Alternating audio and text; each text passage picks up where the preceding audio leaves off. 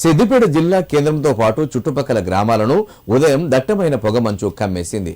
ఉదయం 10 గంటల వరకు పొగమంచు తొలగకపోవడంతో వాహనదారులు, చిరు వ్యాపారులు తీవ్ర ఇబ్బందులు ఎదుర్కొన్నారు. లైట్లు వేసుకొని నెమ్మదిగా ప్రయాణించాల్సిన పరిస్థితి ఏర్పడింది. సిద్దిపేట పట్టణంలో ఉదయం పొగమంచుతో పాటు చలి తీవ్రత పెరగడంతో ప్రజలు వణికిపోయారు. ఉదయం లేవగానే ఎదుటివారు ఎవరో గుర్తించలేనంతగా పొగమంచు కురిసింది. గత 4 రోజులుగా రాష్ట్రంలో చలి తీవ్రత అధికంగా కొనసాగుతుండగా ఉదయం వేళల్లో పొగమంచు ప్రజలను ఉక్కిరిబిక్కిరి చేస్తుంది. పొద్దున్నే వాకింగ్కు వెళ్లేవారు సైతం ఇబ్బందులు పడ్డారు.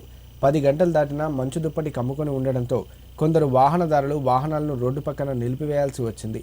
ఇదిలా ఉండగా ప్రకృతి ప్రేమికులు మాత్రం ఈ దృశ్యాలను ఆస్వాదించారు. ఒకవైపు పొగమంచు, మరోవైపు ఎర్రటి సూర్యోదయాన్ని సెల్ ఫోన్లలో బంధించి ఫోటోలు, వీడియోలను సోషల్ మీడియాలో పంచుకుంటూ ఆనందం వ్యక్తం చేశారు. పొగమంచు సమయంలో వాహనదారులు తప్పనిసరిగా పార్కింగ్ లైట్లు వినియోగించాలని, దట్టమైన మంచు ఉన్నప్పుడు వాహనాలను రోడ్డు పక్కన నిలిపివేయాలని పోలీసులు సూచించారు.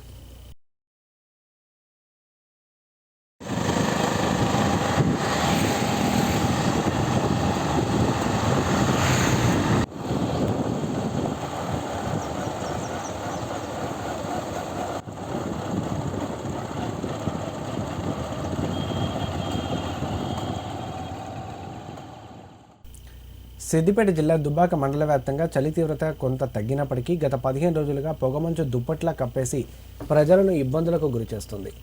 దుబ్బాక, అక్బర్పేట, భూంపల్లి మండలాల్లో తెల్లవారుజాము నుంచే పొగమంచు విస్తరిస్తుండటంతో మార్నింగ్ వాకర్లు, రోడ్లపై ప్రయాణించే వాహనదారులు తీవ్ర ఇబ్బందులు ఎదుర్కొంటున్నారు. శ్వాస తీసుకోవడమే కష్టంగా మారిందని పలువురు వాపోతున్నారు. పల్లెల్లో పొగమంచు నిత్యం కనిపిస్తుండటంతో ప్రజలు బయటకు రావడానికే భయపడుతున్నారు. ప్రస్తుతం వరి నాట్ల సీజన్ కావడంతో పొలాలకు వెళ్లే రైతులు కూడా పొగమంచు కారణంగా తీవ్ర అసౌకర్యానికి గురవుతున్నారు. గ్రామాల్లో చాలామంది ఏదో ఒక ఇన్ఫెక్షన్తో బాధపడుతున్నట్లు కనిపిస్తుంది. శ్వాసకోశ సంబంధిత వ్యాధులు ఉన్నవారు తగు జాగ్రత్తలు తీసుకోవాలని వైద్య నిపుణులు సూచిస్తున్నారు.